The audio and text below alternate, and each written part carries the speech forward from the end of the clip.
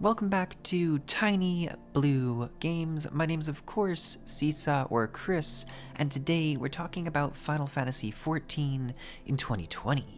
Today we are talking about the Dragoon job. If some of you watched my video where I watched the Heavensward trailer, I'll put a link to it somewhere, probably in the top right corner of the screen if you haven't seen it.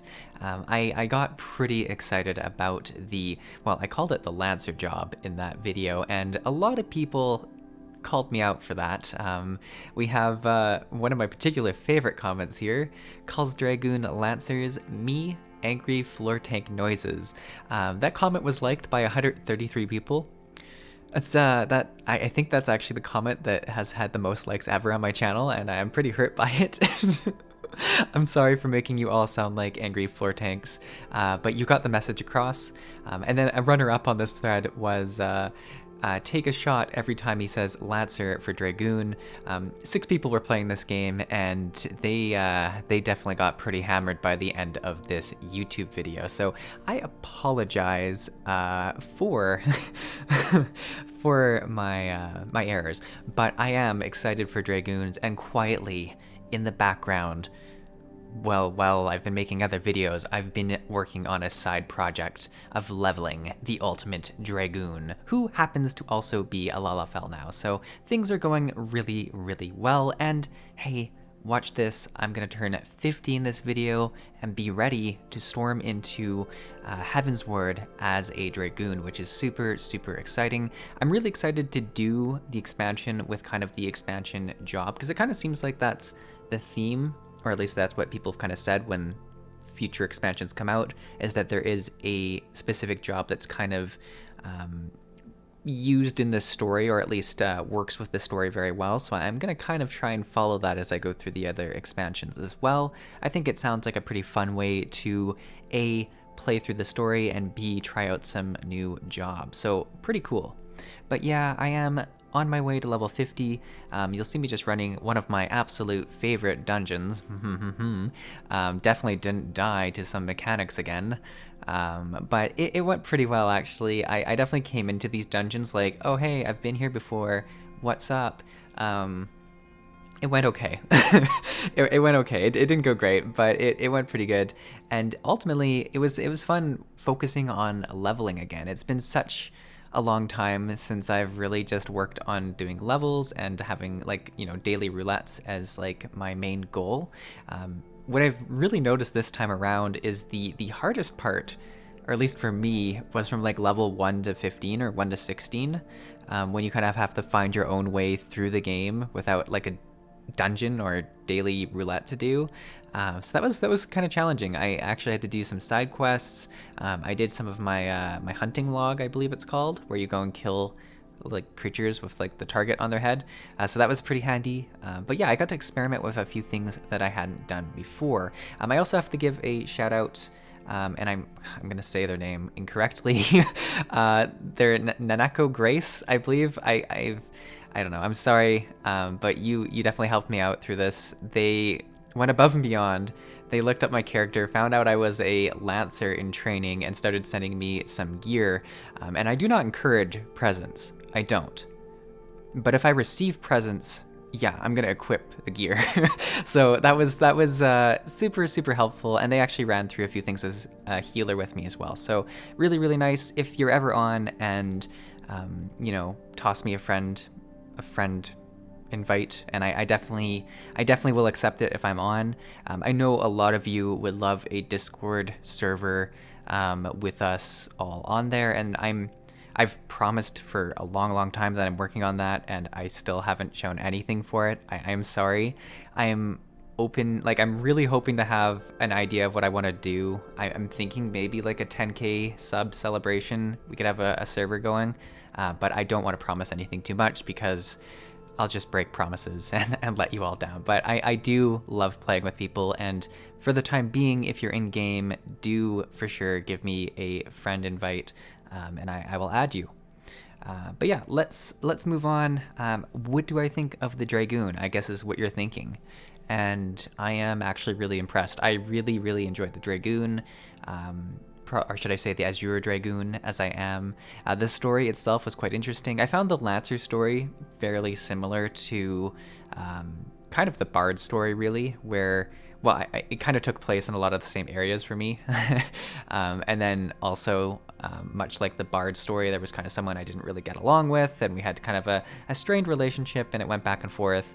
But the Dragoon story, that really stepped things up, I thought, because I started learning a lot about the history of some of the dragons, specifically Nidhogg, and kind of their attack on Ishgard, which obviously is going to lead into the Heavensward expansion for me. So that's pretty cool. I'm going to go over some of the, I guess, key points I read from the story. I'm going to pronounce some names wrong, and I'm sorry about that, but if I get anything wrong, this is me giving you the green light to go into the comments and say, hey, you're making a mistake. This is actually how it happened, or this is what you should have taken away from the story.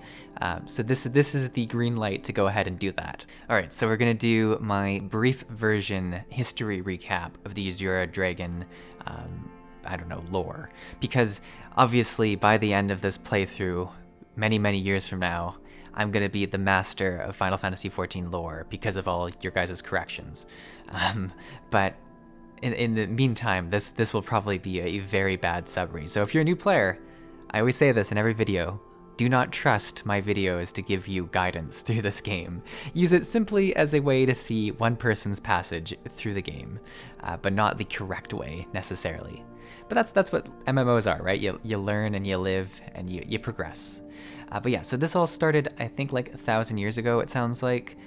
We kind of got a history lesson from Sir Elbrick, who was the, I guess, Azure Dragoon at a certain point. He's not currently a Dragoon, or at least he's not like one that's defending. I'm pretty sure he's not, because from what I understand, there can only be one Dragoon who's empowered by the Eye of Nidhogg, and we're going to get to that in a second. Or at least that used to be the case, and is kind of changing now.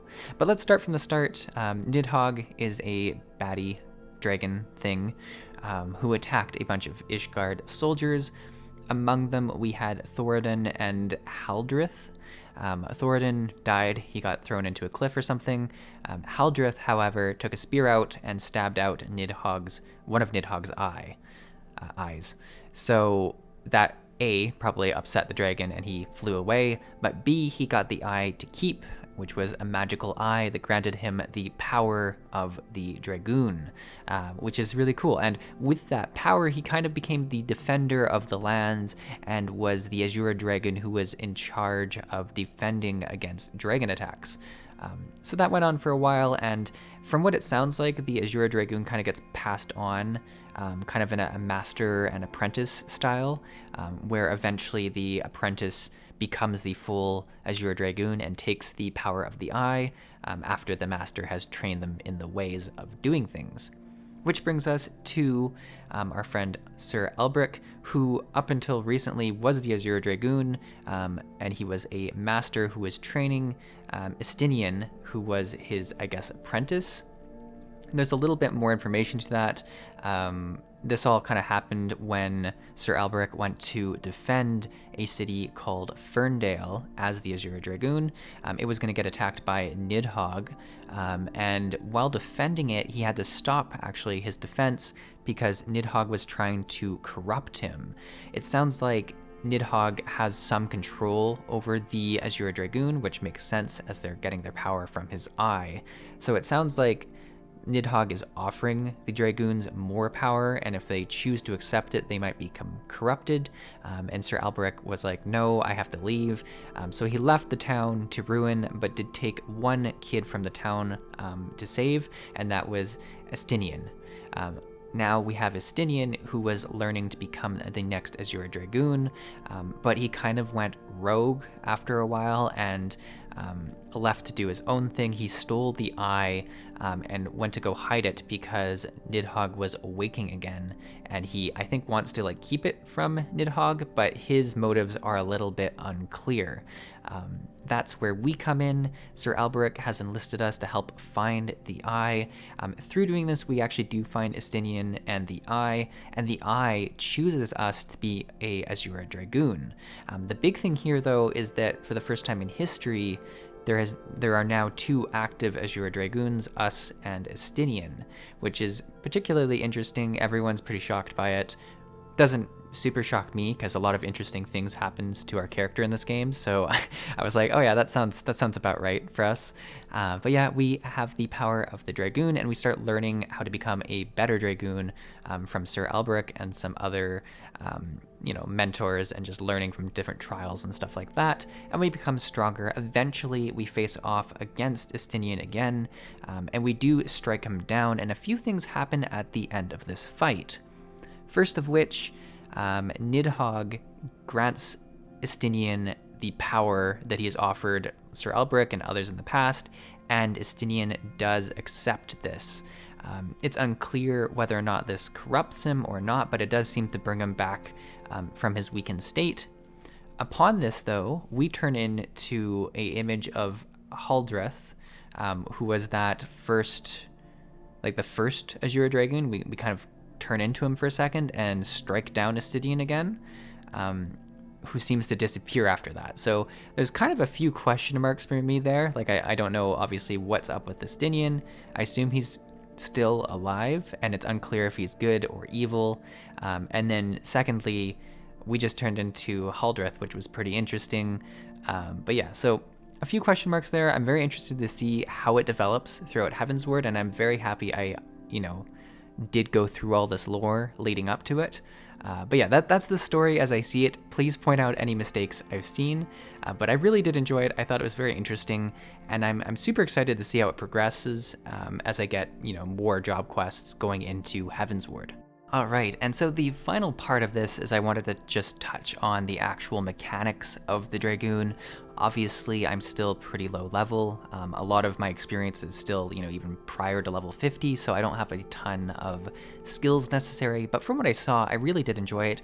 And the biggest ones, I guess, are the combo mechanic and the jump skills. So the combo mechanic's really, really cool because it makes pretty much every fight you're doing engaging, because you're thinking, okay, I need to strike with this, and then I need to strike with my buff, and then I kind of have to do the combo 1, 2, 3, and then there's a few kind of buff skills you can use to increase your damage, and from my point of view, it makes a lot of sense to use that on that third combo skill that does the most damage anyway, so you get that nice real boost in damage. And then you have the jumps that you can mix in, because a lot of the jumps seem to have the ability to be used off the cooldown of a lot of the other skills. So that's really nice because A, it makes the combat feel a lot quicker and a lot more mobile, and B, it just, it gives you something else to kind of weave into your other attacks, which is really cool.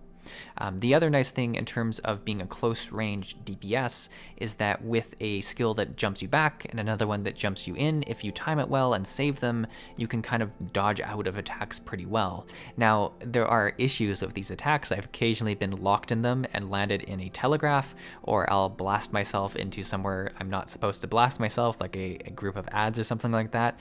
But overall, really, really enjoyable. The one issue I had, and I'm trying to think if my bard was like this or not, but I got I think all the way to level maybe 35 or 40 before I got my first AoE attack, and I felt like in dungeons for the longest time I was like, okay, I just gotta damage this one person and damage the next person, which can be a little bit hard when there are big groups and you want to do that damage and you see other people just AoE damaging and you're like, ugh, I want to be that. But we do get an AoE damage attack, and we do get more of them. I believe I unlocked a AoE jump attack actually when I hit level 50, so I'm pretty excited to go and play with that. But yes, overall, I'm enjoying the life of a Dragoon. I had a lot of fun with this. I'm hoping to have another video tomorrow, but I think we'll start our Heavensward content actually next week. I know I've been kind of we got to Heavensward and then I was like, I wanted to make all these character changes, but I thought now was the good time to do it. If you want to make sure you don't miss any of the future episodes, be sure to subscribe and be sure to hit that little bell thing. I know a lot of YouTubers tell you that, but it really does help the channel. In my stats, I can kind of see how many people get the actual sort of link to the videos through that bell, and there's not a ton of people, so if you do want to make sure you're not missing videos, that's a great way to do it. But obviously, your life, your YouTube account, you do whatever you want. But thanks for watching, guys. I'll see you in the next video. Hopefully you enjoyed this one.